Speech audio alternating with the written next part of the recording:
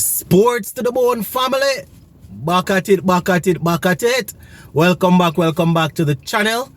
Alright, my peeps, boy. I hope you guys are actually getting yourselves ready to watch the fifth and final day of that test match between West Indies and Zimbabwe.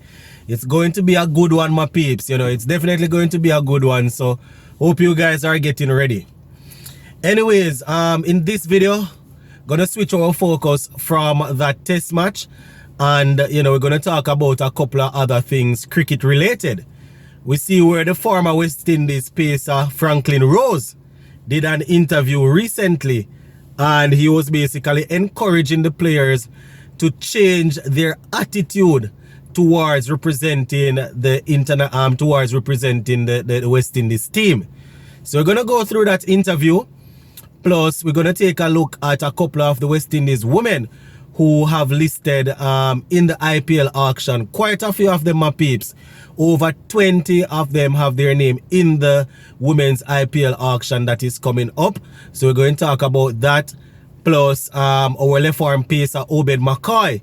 He is now injured. Injured once again, my peeps. Don't know how serious it is, but we're going to talk about it a little bit. Just make sure you hit that subscribe button if you have not yet subscribed in. And you don't know it, go already. Make sure you leave a like and drop a comment. Alright, so Franklin Rose, as we know, he would have played a couple of test matches and ODIs for West Indies.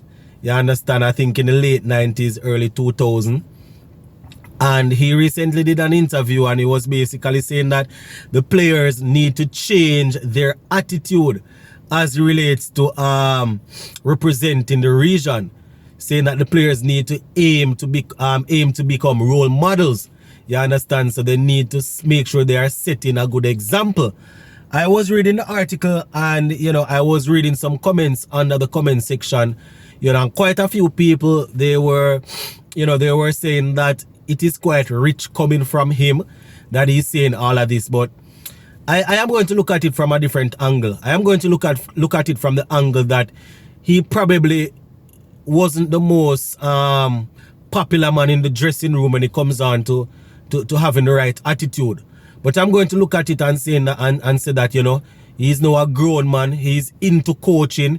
He said that he's currently helping out 30 different schools in Jamaica as it relates to coaching. So I'm going to look at it from the angle that he's now into coaching. He's no longer playing at a competitive level. So dealing with youths, dealing with youngsters, he's now aware that the only way to really succeed apart from being talented is to show the right attitude. As it relates to whether or not people are going to make sacrifice to play for West Indies, I am not too sure if he will be able to get anybody to do that. But as far as it relates to trying to encourage people to show the right attitude, to have the right mindset, I am in 100% agreement with him. You understand? So he's saying that a lot of people like to blame the administrators, but the players, they definitely need to show the right attitude and do the right things if we are going to get back to the level that we used to be. You understand? I don't think I don't think he's doing this, but all the blame should not be shifted to the players. The administrators, they fall short majority of the time. So I understand what he's saying though. He was also talking about bridging the gap between youth cricket and international cricket. If you are a regular on this platform, you will know that that is something that we talk about on here all the time, my peeps, talking about making sure that the players are transitioning the right way. So definitely agree with him with that. And as I said, he's saying that he's doing coaching in Jamaica, helping out with 30 different schools. Not too sure what amount of time he's able to spend at each school. But the good thing is that he's doing some coaching and he's helping out and trying to keep the cricket going there. But it's really good. It's really good when you see the former players come out and trying to speak to the current players. Quite often we see some of the former players, they just leave it and say that they're not really. Yeah, they don't really have anything to say where West Indies cricket is concerned, but it's really good when you see people come out and start getting and giving encouragement and things like that. So shout out to Franklin Rose. Alright, so the next thing that I want to talk to you guys about is our left arm pacer Obed McCoy. I am thinking that quite a few of you guys probably would be hoping that he is going to be fit and ready for the South Africa series.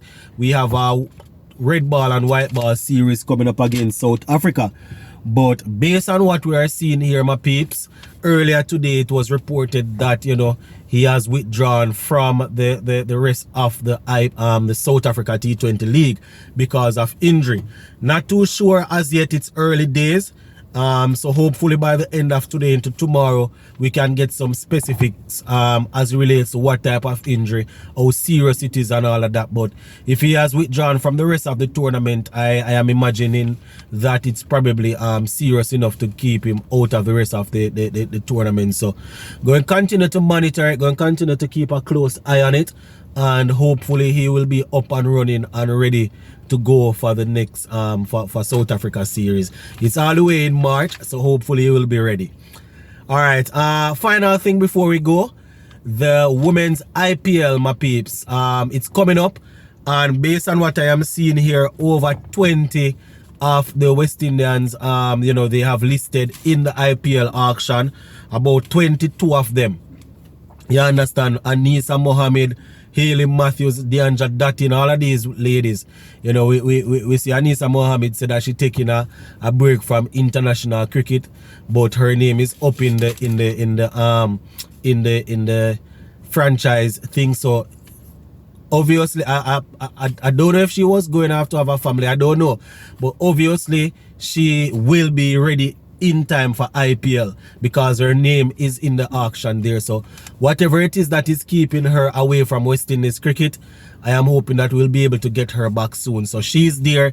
Haley Matthews, Deandra Dutton, Fletcher, Trishan Hola, Casey Knight, Natasha McLean. Quite a few of them are viewers and subscribers, over 20 of them in there. Stephanie Taylor, Glasgow, and they are all getting set and ready to take part in the IPL. And I am happy for them, because apart from the 100, that's the